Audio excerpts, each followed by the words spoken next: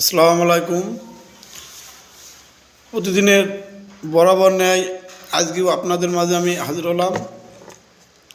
আমাদের গত দুটা বিষয় ছিল শিক্ষক এবং প্রতিষ্ঠান প্রধানদের নিয়ে। আজকের আমাদের বিষয় ছাত্রছাত্রীদের নিয়ে। শুধু ভালো শিক্ষক আর প্রতিষ্ঠান প্রধান থাকলেই হবে না, সেই সাথে প্রতিষ্ঠানের শিক্ষার্থী হচ্ছে মেন। আমাদের আজকের বিষয় এই শিক্ষার্থীদের নিয়ে আলোচনা। আমাদের এই ছাত্রছাত্রী আগামী দিনের ভবিষ্যৎ, আর এই ভবিষ্যৎ ছাত্র কারিগর দক্ষ করে গড়ে তোলার দায়িত্ব একমাত্র আমাদের শিক্ষকের। সুষ্ঠু, সুন্দর, সাহসী, ন্যায়পরায়ণ ছাত্র গড়ে তোলার দায়িত্ব যথাযথ পালন করা একমাত্র কাম্য আমাদের। এই ছাত্রছাত্রীদের ইংরেজির পূর্ণরূপ আমরা সকলেই জানি, সেটা হচ্ছে স্টুডেন্ট। আর STUDENT,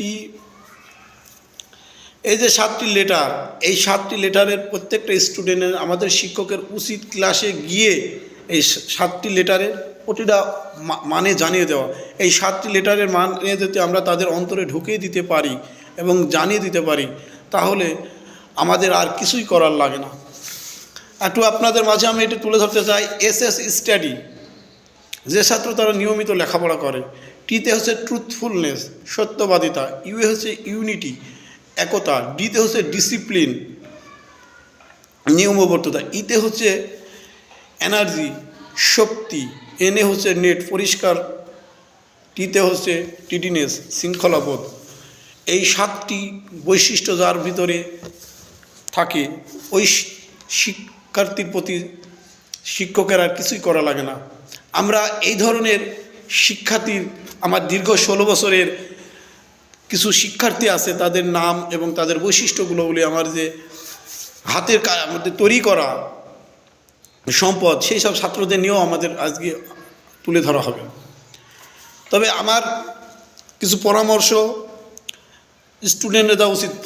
প্রথমেই তাদের প্রত্যেকটি ছাত্রের রুটিন থাকতে হবে বাসায়, এবং রুটিনটি টেবিলের সামনে বা খাওয়ার পড়ার টেবিলের সামনে বা পড়ার টেবিলের সামনে বা খাওয়ার টেবিলের সামনে থাকতে হবে। এবং গ্রুপ, স্টুডেন্টরা ক্লাসে গ্রুপ করে ভাগ করে নেবেন। একটা শিক্ষক সব সময় সব ক্লাসে উপস্থাপনা করা সম্ভব হয় না, এই জন্য ভালো মন্দ গ্রুপ যদি আগে থেকে করা থাকে, যেগুলো একটু নর্মাল বা দেরি করে বুঝতে, তারা সহজেই বুঝে যাবে।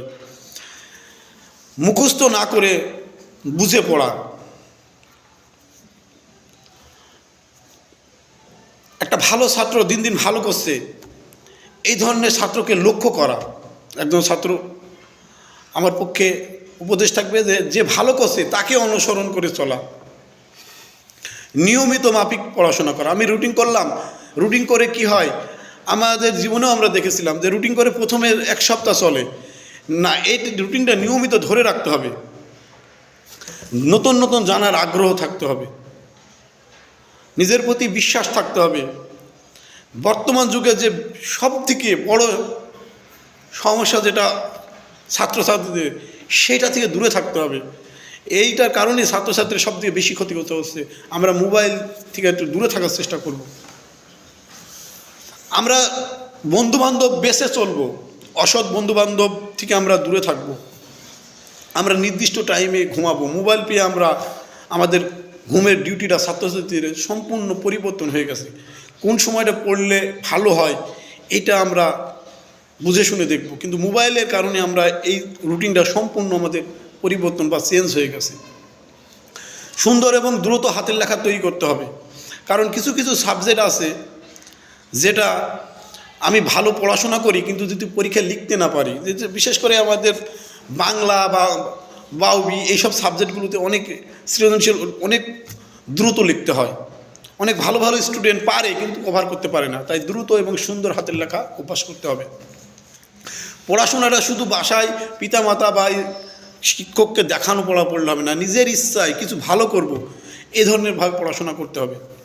পরিবেশ, আমি অভিভাবক মহোদয়ের কাছে অনুরোধ করছি, পরিবেশটা যেন অবশ্যই লেখাপড়ার জন্য ঠিক থাকে। ছাত্রছাত্রী নিজের থেকে বেশি বেশি করে পরীক্ষা দেওয়া, এইসব জিনিসগুলো যদি আমরা মেনে চলি, আমার অনুরোধ থাকবে, আমি আমার জীবনে অনেক কিছু স্টুডেন্ট আছে, সত্য কথা কি আমি প্রতিনিয়ত তাদের আমি অনুভব করি এবং মিস করি, বা আমার আমার জীবনে যে হাজার হাজার শিক্ষক আমার এই দুই হাত দিয়ে বের হয়ে বিভিন্ন বিশ্ববিদ্যালয় মেডিকেল, আর্মি, পুলিশ, বিডিআর, বিদেশে পড়াশোনা, সর্বক্ষেত্রে আমার স্টুডেন্ট আছে এবং আমাকে নিয়মিত তারা আমাকে ফোন করে, খোঁজ নেয়। আমরা সেই সব ছাত্রের আদর্শবান শিক্ষার্থীকে নিয়ে আমরা তুলে ধরবো এবং তাদের লক্ষ্য উদ্দেশ্যগুলো আমি তাদের সাথে আমার চলাফেরা, এমন এমন স্টুডেন্ট আছে যে তাদের সাথে আমার দীর্ঘ 8 বছর চলাফেরা এবং তাদের বৈশিষ্ট্যগুলো আমার ভিতরে এসেছে, আমার বৈশিষ্ট্যগুলো তাদের ভিতরে অনেক গিয়েছে। আমি দীর্ঘ 16টা বছর মেহেরপুর শহরে ছিলাম। আমার সকল স্টুডেন্টই ভালো, সকলেই, তার ভিতরেও একটা ক্লাসে দেখা যাচ্ছে যে সকলেই ভালো, তো কিন্তু 1, 2, 3 এভাবে তো রোল নম্বর আছে। আমার কাছে সব দিকে ছাত্রর মধ্যে ভালো লেগেছে আমি ওই স্টুডেন্টকে আমার 2 হাতে তৈরি করা, যদিও তার পিতামাতা রাজশাহী ইউনিভার্সিটি 2 জনায় পড়া, কিন্তু তার মা বাবা আমার হাতে তুলে দিয়েছিল। 8টি বছর আমি তাকে হাতে করে লালন পালন করে অত্যন্ত ট্যালেন্ট এবং মেধাবী এবং রেজাল্ট করেছিল। সেটা হচ্ছে জুনায়েদ মাহমুদ, মেহেরপুরে। আমার জীবনে আমি তাকে নিয়ে তার পিতামাতাও খুব আমার পড়ানো বা ঈদে খুব খুশি ছিল। আমি আর একটা ছাত্রর আমার জীবনে খুবই ভালো লেগেছে, ওদেরই ফ্রেন্ড রাকিবুল্লাহ, তিনি এখন বিশ্ববিদ্যালয়ে পড়ে, খোঁজ রেখেছি, অত্যন্ত ট্যালেন্ট। আমি কি আর বলবো, কাইফি মেহেরপুরে মেহেরপুর পৌর কলেজের প্রিন্সিপালের ছেলে, তার বাসায় আমি পড়াতাম। ছেলেটি এত মেধাবী, আমার জীবনের কয়েকটা যা বলছি এরা কেউ কমা নয়। এখানে আছে ওই ব্যাচে তীর্থ, আকিব, নাফিজ, আরেকটা ছেলে ওদের পরের ব্যাচে রাতুল, জিনাস স্কুলের, অত্যন্ত ট্যালেন্ট, আমার দেখা সেরা কয়েকটা ছাত্রের মধ্যে। এই যে নাম বললাম, এই সব ছাত্রের প্রত্যেকটা আদর্শ কিন্তু আমার ভিতরে, এবং এরা আমাকে এত মান্য, আমি যদি ভুলও বলতাম তাও সেটা তারা গ্রহণ করত না, ওরা জানে যে স্যার তো কোনো ভুল, এগুলো কিন্তু প্রত্যেকটা আমার হাতে তৈরি করা। এইসব স্টুডেন্টগুলো আমার প্রতিটা হাতে তৈরি করা, এবং এদের প্রতিযোগিতা করে আমার ম্যাচে তাদের বাসায় গিয়ে বছরের পর বছর আমি পড়েছি, কেউ কাউকে ছেড়ে দিত না। এগুলো আমার অবদান নয়, অহংকার নয়, তারা যা বলতো তারা কিন্তু তাই শুনতো, এবং তার পিতামাতা আমার প্রতি আত্মবিশ্বাস ছিল। ওই পরের ব্যাচে ওদের রাতুলদের ব্যাচে নুসিন, আরও কয়েকটা মেয়ে আছে, এই মুহূর্তে নাম মনে হচ্ছে না, এরা সকলেই কিন্তু অত্যন্ত ট্যালেন্ট ছিল, এবং তাদের কি বলবো, তারা এখন বিভিন্ন বিশ্ববিদ্যালয়, মেডিকেলে, এইসব স্টুডেন্টের আমার হাতে গড়ার এইসব স্টুডেন্টের বৈশিষ্ট্যগুলো কিন্তু আমার অন্তরে, আমি যখন তাদের সাথে চলাফেরা করি, একটা মানুষ কিন্তু যখন একটা মানুষের সাথে চলাফেরা করে তার বৈশিষ্ট্যগুলো অন্তরে কিন্তু চলে আসে। আমার বৈশিষ্ট্যগুলোও তারা অন্তরে চলে গেছে, যেসব নামগুলো বললাম। এরা যে এত ট্যালেন্ট আর মেধাবী, এদের পিতামাতা বিশ্ববিদ্যালয়ে পড়ে, আমি বলছি বিশ্ববিদ্যালয়ে পড়ে, সবগুলোই কিন্তু যা বললাম কলেজের প্রভাষক, প্রিন্সিপাল, কেউ ভার্সিটিকে বড় রকম, সব কিন্তু আমার হাতে তুলে দিয়েছে ছাত্রগুলো। হানিন, এই ছেলেটিকে আমার আমি কি বলবো, অত্যন্ত ট্যালেন্ট, আমার কাছে পড়তো এগুলো, এই আর কি বাপ্পি, নুসরাত, এই যে এইগুলো বললাম, এরকম কত শত স্টুডেন্ট এই দীর্ঘ 16 বছরে আমার এখনও অজানা, কোনো মনে নেই এই মুহূর্তে। তবে এই মানুষগুলো আমাকে সবসময় অনুভব করি যে এই স্টুডেন্টের বৈশিষ্ট্যগুলো কিন্তু আমার অন্তরে ঢুকেছে, এবং এরা আমার খুব আদর্শ। এইসব স্টুডেন্টের সাথে চলাফেরা করতে গিয়ে এখন তারা অনেক ভালো জায়গায় গেছে, এটা আমি গর্ববোধ করি নিজেকে অত্যন্ত খুশি মনে করি। মাঝে মাঝে মেসেঞ্জারে আমাকে লক দেয়, কথা বলে আমার খুবই ভালো লাগে। এখন এই সব আমি দোয়া করি। আরেকটা এখানে মেডিকেলে আরেকটা চান্স পেয়েছে, জিনিয়াস স্কুলে পড়তো খালিদ সাইফুল্লাহ। মানে আসলে মানে আমি এগুলো স্টুডেন্টের মানে কঠোর পরিশ্রম, আমাকে অত্যন্ত পরিশ্রম করা লেগেছে। তা নাহলে বোঝেন যে ইউনিভার্সিটির মানে জুনায়েদ মাহমুদ, আমি দীর্ঘ 8টি বছর বাসায় আমি পড়িয়েছি এবং তার মূল্যম সারা জীবন 1-2 মধ্যে থাকতো। সে কোনো দিন কিন্তু কোনো না বুঝে মুখস্থ করতো না। রাকিব বল 9-10 ওর বাসায় আমি পড়েছি। এই নস্কর স্যারের ছেলে কাইফি, তার পিতামাতা প্রভাষক কলেজের শিক্ষক, তার বাসায় গিয়ে আমি পড়েছি। মানে এরা যে এত ট্যালেন্ট, এইসব ছেলের স্টুডেন্টের বৈশিষ্ট্য হাতে গড়া আমার। তার পিতামাতা এখনও খোঁজ খবর নেই এবং মৃত্যুর আগ পর্যন্ত আমার বিশ্বাস এইসব ছেলেগুলো আমাকে ভুলবে না।